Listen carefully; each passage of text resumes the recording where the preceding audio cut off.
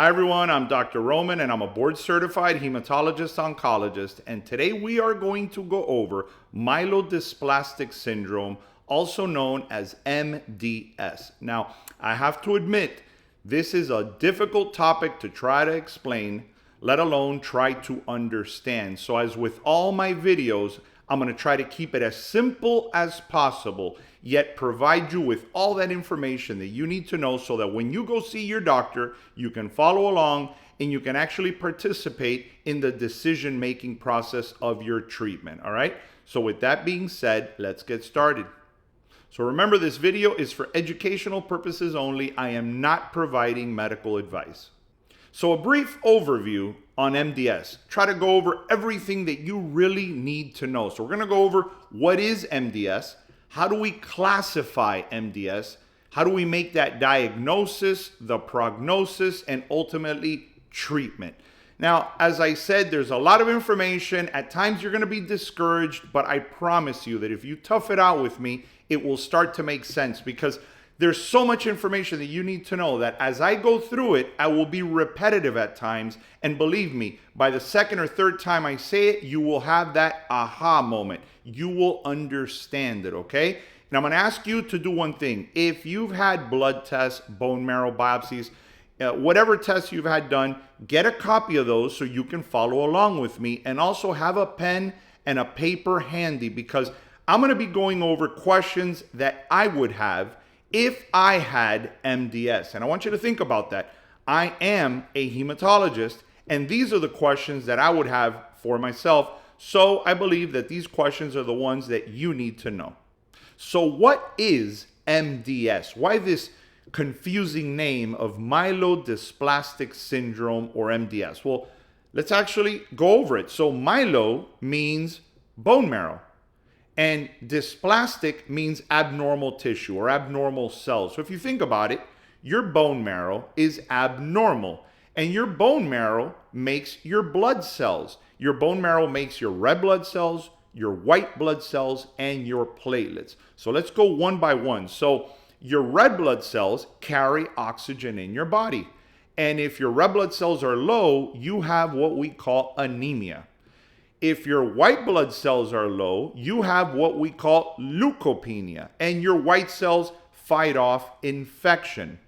And if your platelet count is low, you have what we call thrombocytopenia, and your platelets help prevent bleeding, or if you get cut, they stop you from bleeding, okay? They stop the bleed.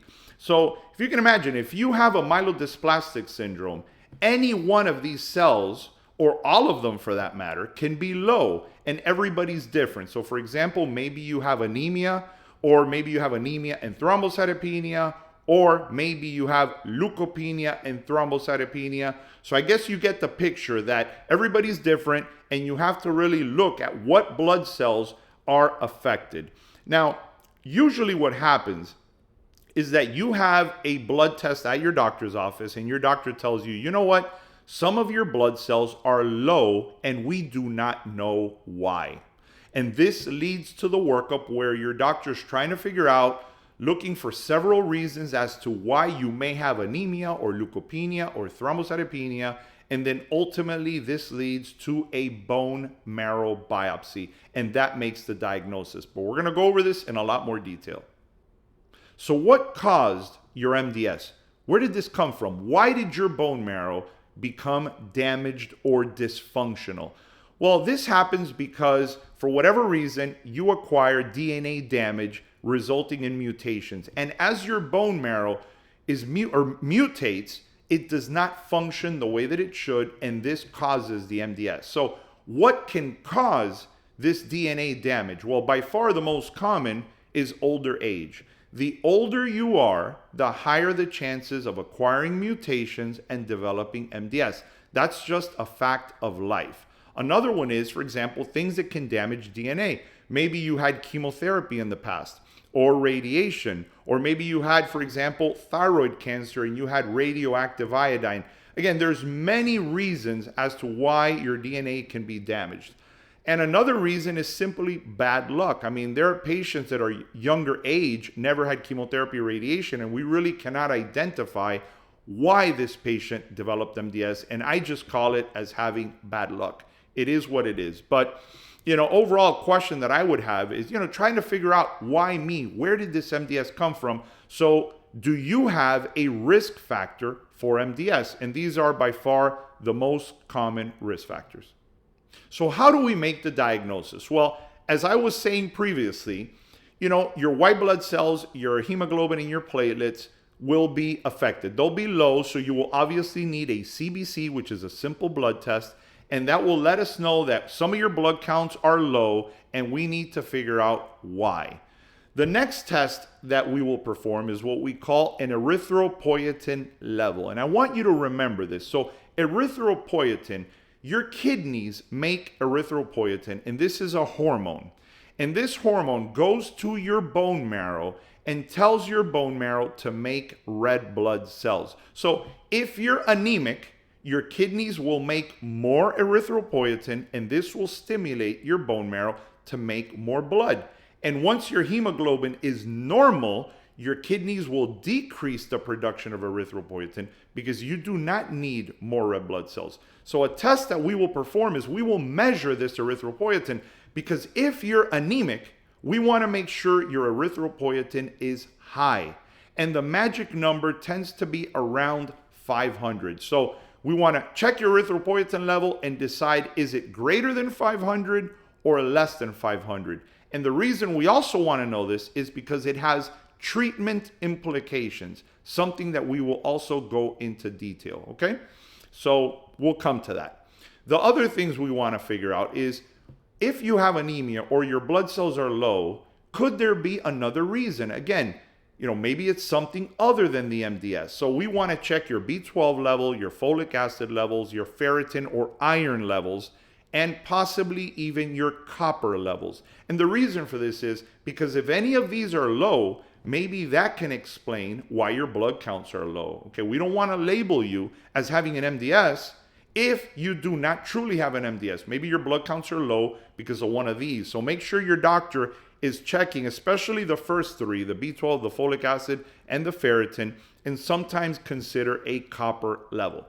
Now, this is by far the most important test, and that is a bone marrow biopsy. And when you have this bone marrow biopsy, I want you to keep in mind, as we've been saying, your bone marrow makes your blood products. So if we think there's something defective in your bone marrow, we're going to want a biopsy. In other words, put a little needle in there, take a sample, and have it analyzed. And there's a lot of things we're going to do with your bone marrow. Number one, we're going to look at it under the microscope, and we're going to perform other ancillary tests. For example, we're going to look at your chromosomes. We're going to look for mutations.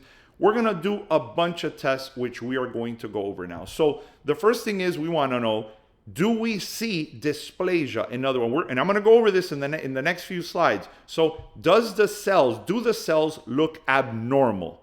Number two, do you have fibrosis? Meaning, is there a lot of scar tissue in your bone marrow? Number three, we want to check the number of blasts. I want you to remember this word, blast. So these blasts are your stem cells, your mother cells inside your bone marrow. This is what makes your blood products, okay? So if your blasts, okay, which normally are less than 5, if your blasts are high, that is not a good thing. So if you had a bone marrow, I want you to find your bone marrow biopsy and circle or find the number of blasts in your bone marrow. Very important. And again, we're going to go over this. Another thing we will look at is your cytogenetics. We want to look at your chromosomes because, as I said before, MDS develops because of genetic or DNA damage. So we want to look at your chromosomes and make sure that they are normal, or if you have an abnormality, we want to find it. So I want you to remember that word, cytogenetics, as well. Again, we're going to cover this. And the last one is we want to look for other genetic mutations, what we call somatic mutations. This simply means that because of age, prior chemotherapy, whatever the reason, you've acquired other mutations leading to your MDS. So these are the tests that we mainly want to look at. Okay, now let's go into these in a little more detail. Now, going back to blasts, remember I told you these are the mother cells in your bone marrow that make your blood products. These mother cells make your red blood cells, your platelets, your white blood cells, etc. So under normal circumstances, okay, when you have a bone marrow biopsy done, you should have less than 5% blasts. Once your blasts start to go up greater than 5, okay, there's a problem. And the higher they are, the worse the MDS tends to be. So just know, normal is less than 5% blasts. If you have it between 5 and 19%, you have MDS. And if it is greater than or equal to 20%, so 20% is the magic number, you do not have MDS anymore. You have an acute leukemia, and that is the definition of an acute leukemia. When your blasts in your bone marrow are greater than or equal to 20%. Now, I do want you to keep in mind that you can have less than 5% blasts and still have dysplasia in the bone marrow. So you can still have an MDS with blasts of less than 5%. But in those cases, usually that's a good thing, okay? Your blast being within that less than 5% range is good. So the question that I would have is, what blast percentage do you have? Okay, and I want you to keep that number in mind because that's a very important number which has clinical and treatment implications. So what about your cytogenetics? Remember, this is your chromosomes, okay? So men are XY and women are XX, and that's normal. So if you have a cytogenetic test and you have no medical issues, if you're a woman, you would be an XX, that's normal. And if you're a man, you would be an XY. Now, if you have an illness or a genetic or a cytogenetic abnormality, this test should detect it. And it will tell you, for example, if you're a woman, it will tell you you are XX, and then they will have another reading next to it, okay? Or if you're a man, it will say XY and whatever other chromosomal abnormalities they found. And you may have one abnormality or two or three or multiple, okay? So that's one of the things that we want to look at. Now, the important thing about this is there are some cytogenetic abnormalities, okay, chromosome abnormalities, that are favorable. In other words, if you have one of these abnormalities, a lot of times your MDS will be a lot more indolent. In other words, it will not be as bad. Whereas there are other cytogenetic abnormalities that are not good because your MDS is going to be more aggressive. And this is something that we want to know. So for example, if you have that bone marrow biopsy and they do the cytogenetic test and they find, there are multiple, but I just want to give you some examples. If they find a deletion 11q or a 5q minus or a 12p or a 20p, usually those are a little bit better. Whereas if you have a 7q or an inversion 3 or multiple cytogenetic abnormalities, you have 3, 4, 5 abnormalities, then that tends to be a bad thing, okay? So the question that I would have is, do I have a cytogenetic abnormality? You can find your bone marrow biopsy result, look for that test. It's called your cytogenetics. And did they find something? And the other one is, if you do, is it a favorable one or is it a bad one, okay? An unfavorable or higher risk cytogenetic abnormality, okay? And if you're not sure, ask your doctor. As with any one of these, just ask your physician. So what about somatic testing or other genetic mutations that we may find? And I have to tell you, there are multiple. I'm going to give you some examples here, okay? So as with the cytogenetic abnormalities, with these, some are better and some are worse. So as an example, these are some, your NRAS, KRAS, IDH1, IDH2, KIT, TP53, SF3B1, there's a ton of them, okay? So you want to find your result and figure out, do you have one of these, okay? And depending on the one you have, is it considered low risk or favorable or unfavorable? Same thing as your cytogenetics. Some are better than others, okay? So the question would be, do I have one of these somatic genetic mutations? And if so, which one do you have and is it considered favorable? All right, and we're going to get all this information and tie it in together now in the next few slides. All right, so now let's go into the classification. And the reason you need to know what we just went over is because we classify MDS based on all the things that we just covered. Okay, so let me give you some examples.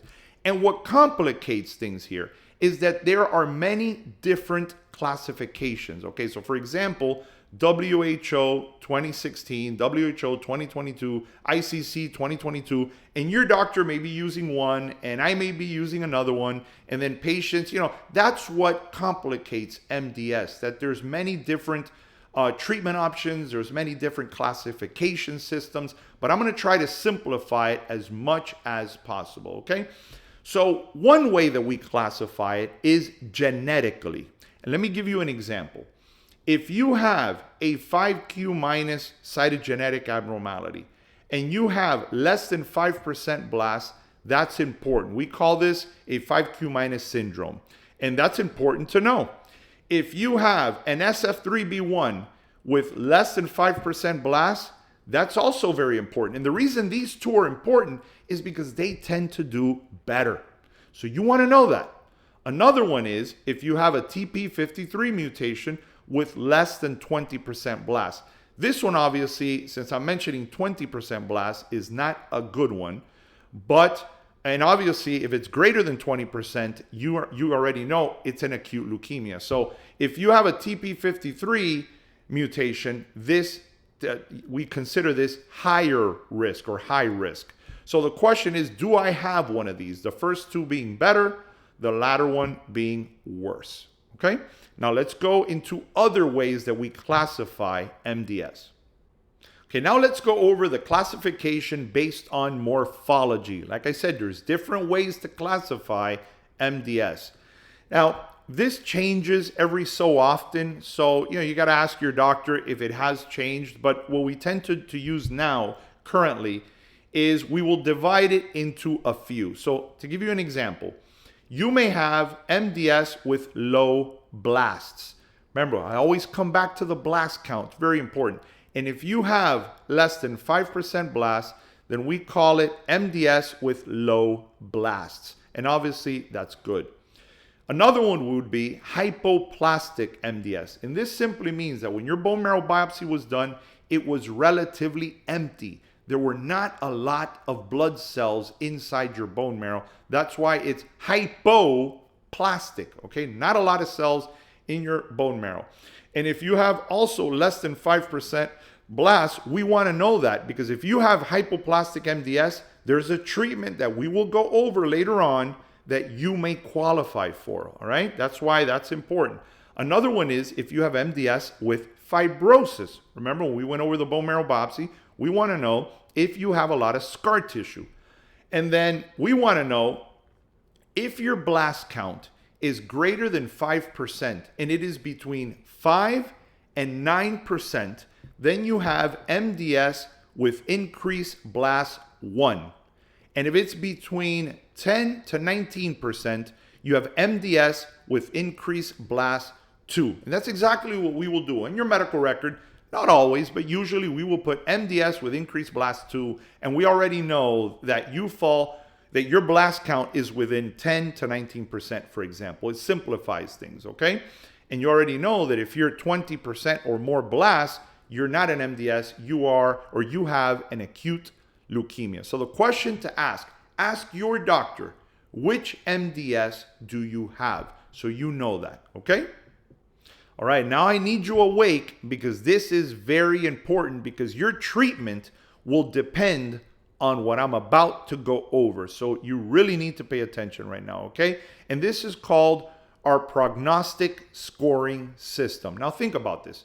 We're going to give you a number, or we're going to classify your MDS into low risk or high risk. And obviously, if you're low risk, it's much better than high risk. So this is something you want to know, and I'm going to show you how we come up with this, okay? And this is called our prognostic scoring system. And there's two that we use. It's our IPSS, International Prognostic Scoring System, or International Prognostic Scoring System Revised. Ultimately, what's going to happen is that your doctor will tell you, are you low risk or high risk? And what we look at are your blood counts. Obviously, the more blood counts you have that are low, for example, if you have anemia, thrombocytopenia, and leukopenia, is worse than if you only have anemia. That's just common sense. We're also going to look at your cytogenetics. Remember, we're going to look at your chromosomes to try to see, is it normal or does it have an abnormality? Do you have abnormal chromosomes? And this will also play a part. And we are going to know, not surprising, based on your blast percentage, the higher your blast count, the worse it is. So we're going to put all this together and we're going to tell you, you know what? You have very low risk disease. That's good. You have low risk or intermediate risk, high risk or very high risk. Now, obviously, high risk is worse than low risk. And very high risk is obviously worse than very low risk. So ask your doctor, what IPSS score are you? Are you considered very low risk, intermediate, high, or very high?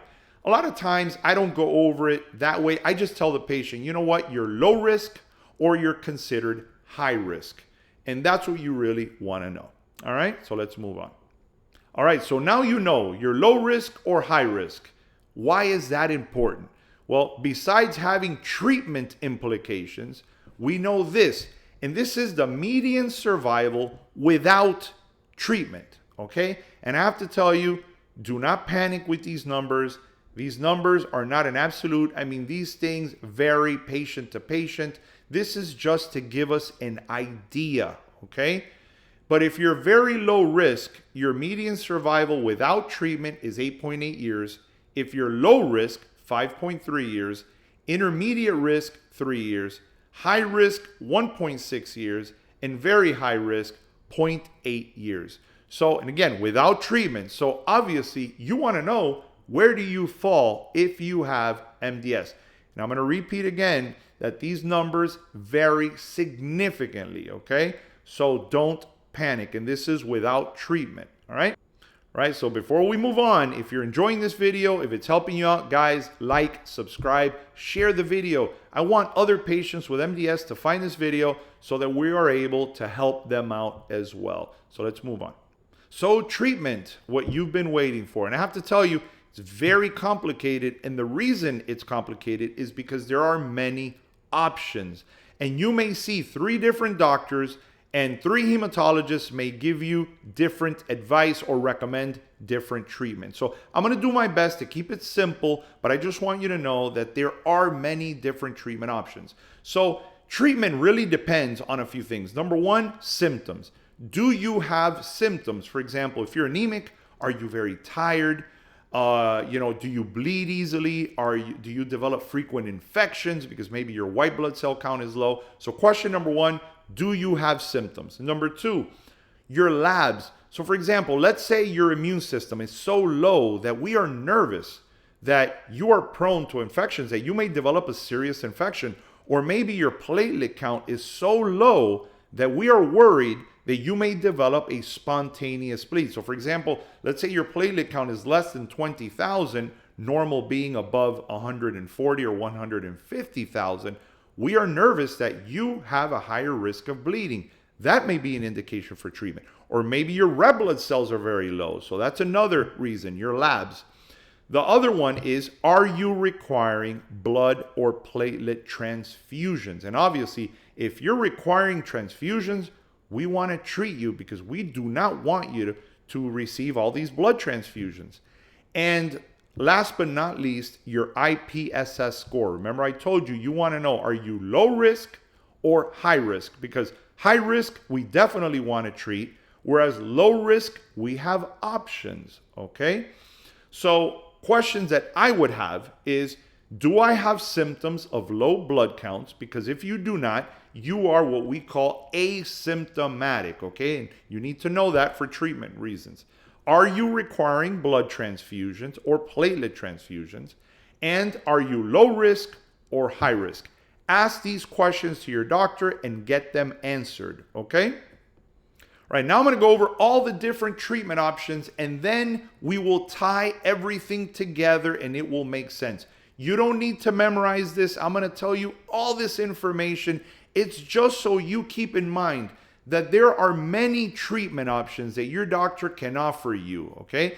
And I'm going to tell you a little bit about each so you have some common knowledge and you can actually have a conversation with your doctor about these. So the first treatment option is do nothing. If you're asymptomatic and you're doing well, you're not requiring blood transfusions, maybe we don't have to do anything. Leave you alone. So that's one option. Number two, obviously, if your hemoglobin is very low, we will transfuse you blood. If your platelets are very low or you're bleeding, we can give you platelets. So transfusions are other treatment options. Remember I spoke to you about erythropoietin, that's a hormone made in the kidneys that stimulates your bone marrow to make blood. Well, we can give you what we call exogenous erythropoietin therapy. In other words, shots that can increase your hemoglobin level. And they're erythropoietin shots. There's many out there, EPO alpha like Procrit, Epogen, Retacrit, Darbepoetin. I mean, many of them out there. And what they do is that they increase your hemoglobin level the same way erythropoietin does. We also have another medication, it's called luspatercept, can also increase your hemoglobin level. We also have several medications that are GCSF, and this is a medication that can increase your white blood cells. And there's many out there, filgrastim, Zartio, Neupogen, Nivestim, Neulasta, they all can elevate your white blood cell count, okay? Another treatment option. Well, we have another family that's called thrombopoietin. And if you think about it, erythropoietin is for your red blood cells. Thrombopoietin are for your platelets. So in your body, your liver makes thrombopoietin, and that goes to your bone marrow to make platelets. So that's right, we have medications like Eltrombopag, which can elevate your platelet count.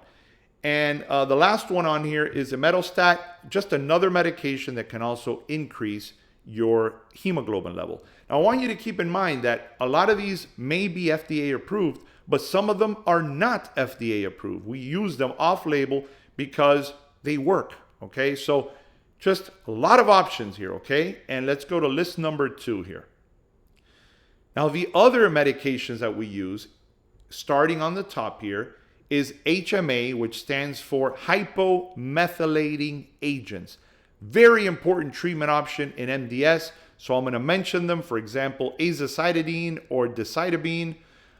Their function is to try to prevent further damage in your bone marrow. They try to improve your blood counts. They can be given sub-Q or IV. And just know that these medications, the hypomethylating agents, are a very important part of your treatment in MDS. So I want you to keep that in mind. There's a bunch of other ones here that I'm not going to go over one by one, but just keep in mind that there's many options, some of which, for example, lenalidomide, we will cover because there's one circumstance that it has shown promise. If you have specific mutations, like for example, if you have an IDH1 mutation, we have medications that can attack that specific mutation. If you have, for example, an IDH2 mutation, we have medication for that. There's another medication, Venclexta, that can work. And the last one I want to go over here is what we call immunosuppressive therapy. And remember when I mentioned the hypoplastic MDS? Well, we know that a lot of times your immune system is playing a part there where your immune system might be attacking your bone marrow. And by giving you immunosuppressive therapy, think about it, as the name implies, we are decreasing your immune system some. That can help improve your blood counts. And we're going to go over this. So again, I don't want you to be frustrated. I just wanted to go over all the different treatment options that your doctor has. And the question is, what plan is your doctor going to come up with to help you out in your particular case? All right, so I hope you're still with me, okay? And now let's talk about the treatment of lower risk disease. So you ask your doctor, what is your IPSS? They tell you you are low or very low, or maybe even intermediate, although intermediate can go both ways. And you have to ask your doctor, am I lower risk intermediate or higher risk intermediate? That's one that's a little trickier. But if you are what your hematologist considers lower risk MDS, then many options. As I stated, it's very complicated. And if you're asymptomatic, meaning you're doing well, you have no symptoms, you're not requiring transfusions, you're considered low risk, then maybe you don't need any treatment for now. Your doctor can monitor you. And if in the future something happens or there's a change, then we can start treatment. Because if you're doing well and your blood counts are pretty good, why subject you to a treatment that can have side effects? So a question that I would have if you have low risk is, do I need treatment in the first place? Okay, very important question. All right, now let's say that yes, you need treatment. So going back, you are low risk. So your doctor told you your IPSS score is low risk, but yes, you do have symptoms and or you are requiring blood transfusions. So if your hemoglobin level is low, so anemia is your problem, well, we can give you erythropoietin. Remember the hormone made from the kidneys, the exogenous erythropoietin like the Procrit, the Aranesp, the darbepoetin, or there's a bunch of them out there. So we can give that to you, especially if your EPO level, your erythropoietin level, is less than 500. Remember I told you want to know the magic number was 500, if it's greater than or less than 500. And that is because if your erythropoietin level is greater than 500, giving you more erythropoietin is not likely to help. Just common sense. If your erythropoietin level is high in your blood, giving you more is probably not going to help you out much. Whereas if it's less than 500, the lower it is, the more it tends to help. So that's a question to ask your doctor. Also, luspatercept, imetelstat, these are all medications that can help improve your hemoglobin level if you have low risk disease. Another treatment option is the hypomethylating agents that I told you, very important. Like for example, azacitidine, that's another treatment option that your doctor may recommend. So if your hemoglobin level is low and you require treatment, the question is, doc, which one of these are you going to recommend? Now, again, continuing with low risk, but let's say instead of your hemoglobin level, your white blood cell count or your platelet count is low. Again, leukopenia or thrombocytopenia, that's your problem. Well, we can give you hypomethylating agents as well, like for example, the azacitidine. Or if your platelets are low, we can consider eltrombopag. Or if your white blood cell count is low, we can consider the GCSF. Or there are other treatment options. So again, as you can see, there's a lot of options. It's really patient and doctor dependent. You will have this conversation and they will come up with a specific plan for your specific needs depending on which blood counts are low. So the question, if your platelet count is low or your white blood cell count is low, what is the plan? That's a question to ask your doctor. All right, so now we're going to continue with low risk. This is all low risk disease. In the next slide, we will go over high risk. But in this particular case, as you can see up here, I've titled this special considerations. And the reason is, if you have one of these, your treatment might differ. Your doctor may change treatment on you, okay? And the first one I want to go over is if you have a 5q minus chromosomal abnormality. So remember, your cytogenetics detected a 5q minus. And the reason for that is there's a medication called lenalidomide that you might be a candidate for.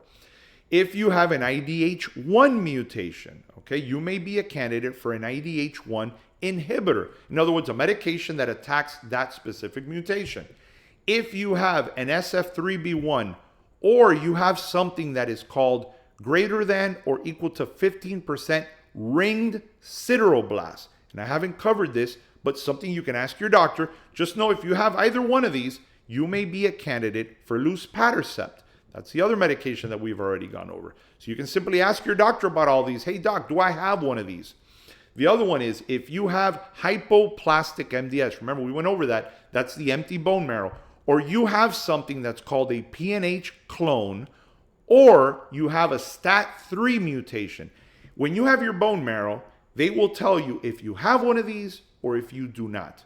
Okay, you may be a candidate for the immunosuppressive therapy. Remember, decreasing your immune system because your immune system may be playing a part in your MDS. So the question that I would have, okay, I want to know, doc, do I have one of these special considerations, okay? Do I have a 5q minus? Do I have an IDH1 or an SF3B1, or do I have greater than or equal to 15% ring sideroblast? Just ask your doctor and they will tell you yes or no. And also ask if you're a candidate for immunosuppressive therapy, because you may have hypoplastic MDS or a PNH clone or a STAT3 mutation. So if your doctor says no to all of this, then move on. So now moving on to higher risk disease. And this encompasses if you're that higher intermediate risk or high risk or very high risk. And again, you want to know if you have high risk MDS because you want to seek treatment as soon as possible, especially if you're younger or if you're very medically fit. If you're a strong person, you want to try to be as aggressive as possible.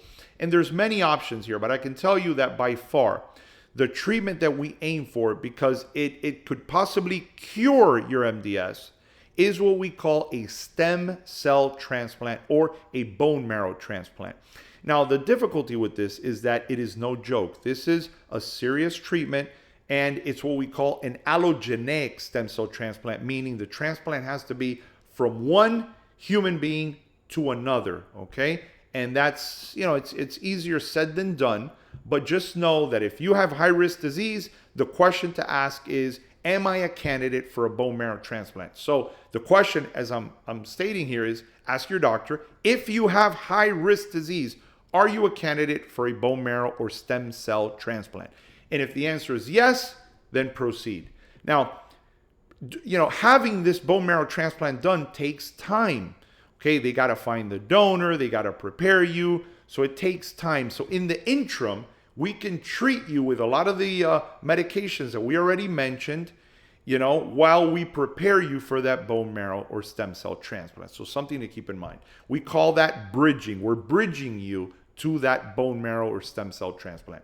Now, if the answer is no, you're not a candidate. For example, maybe you're older, or maybe you have multiple medical problems, you have a very weak heart, or maybe simply you just don't want a bone marrow transplant. Well, there are many different options. The main one that we use are the hypomethylating agents, for example, the azacitidine that we went over. So we will give you a hypomethylating agent, and maybe we will combine it with another medication. These are just examples. For example, with venetoclax, or if you have an IDH1 mutation, we will give it to you with one of the IDH1 inhibitors.